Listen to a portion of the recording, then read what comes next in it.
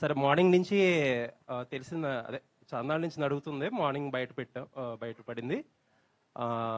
త్రివిక్రమ్ గారితో అల్లు అర్జున్ గారు అనుకున్న ఒక ప్రాజెక్ట్ స్క్రిప్ట్ మధ్యలో ఏదో అనుకున్నారు. ఇప్పుడు మళ్ళా అదే ట్రాక్ మీదకి వచ్చిందని చెప్పి తెలిసింది. దాని గురించి ఒక మాట చెప్తే బాగుంటుంది.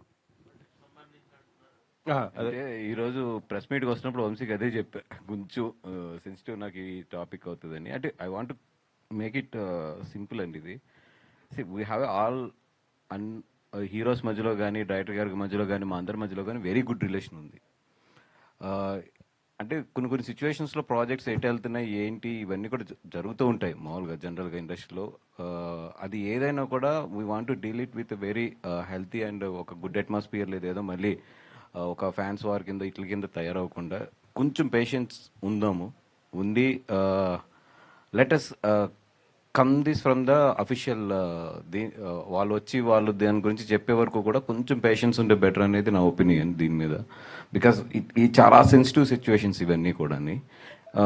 కమింగ్ టు ద బన్నీ గారు, yes we are very clear about the 2 projects, next upcoming 2 projects ఏంటి అనేది చాలా క్లియర్గా ఉన్నాము. మేము జనవరిలోనే అనౌన్స్ చేద్దాం అనుకుంటున్నాం వాటిని. One will start from 26